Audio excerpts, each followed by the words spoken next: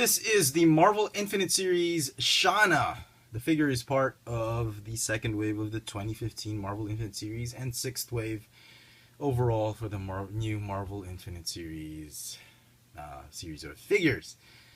And this figure is quite possibly one of the more boring figures in the wave, next to Thunderstrike. Ooh, I did not know that they were. No, they're not in the wave. These are not the wave mates. This is the only wave mate for this particular figure.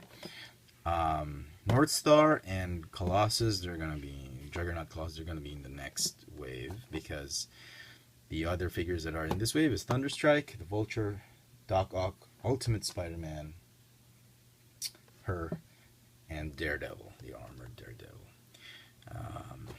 Yeah. And here she is, from the Savage Lands.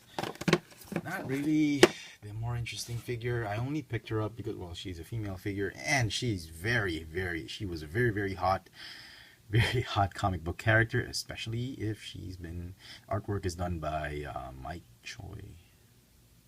Very nice.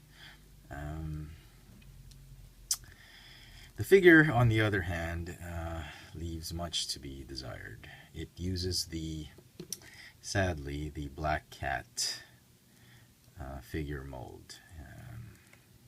I wish they had used the She-Hulk mold, because Shanna was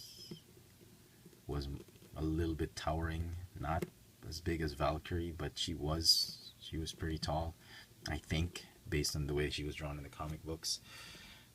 I wish they didn't have to recycle this Black Cat mold, but what can you do? I wish they'd used the X-23 mold, or at least even the Aurora mold. I mean, that would have been a nice figure mold, but Hasbro seems to think, or at least the guys who replaced David Warner seems to want to prove something to the fans. They can do something better. Guess what, folks? You can't.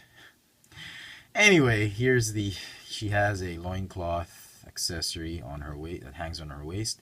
You can store the very soft, rubbery, soft PVC material hunting knife. It stores neatly on the back. She can barely hold it in this arm, as you've seen in earlier in the review. The sculpt is small. She looks petite. She should be more muscular. Yeah. The head sculpt, I mean, they really scrimped on this head sculpt. There's nothing underneath that head. It's a one solid piece, I think, or they just glued it. They didn't want to have to paint that part. Hasbro, really. The hair was sculpted in such a way that you could still move her neck, which is nice. Paint apps on the figure, not too bad. It has that Cravenish type of vibe to her. However, there's something inaccurate about her. I don't think she wears a bikini underneath the loincloth. Yeah, I know. Kids might buy it, and probably it's for, yeah. But if you want it to be accurate, she should not have a bikini. Or does she? I don't know. Anyway, she should have been given a spear as well, if I'm not mistaken. They should have given her a spear. Or you can just go get it from the Black Panther figure and she'd be fine. Paint apps, okay. Not too bad. Not too shabby. Her upper garment, face, hardly any issues I've seen. Articulation for the figure, a ball jointed neck, ball hinge shoulders and elbows, no wrist articulation, no waist, no upper torso articulation, ball jointed hip, double jointed knees, ball hinge ankles with rocker joints. Hasbro seems to think that as long as you give the figure rocker joints, the figure is going to be great, regardless of not having any wrist joints and whatnot. But I'm a little bit underwhelmed by this figure. I was expecting a lot from it. I don't know. Because it is Shanna, a little biased. 8/10 for me. So there you go, folks. Hope you've enjoyed this video review.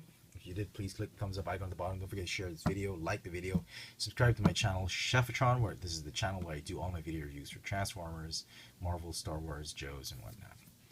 I'm also on Twitter for my toy purchases, that's FXFrans, and Instagram, also on FXFrans for my toy sightings here in Manila. But catch all my videos on this channel, Chefatron. Marvel Infinite Series, Shanna. Thanks for watching.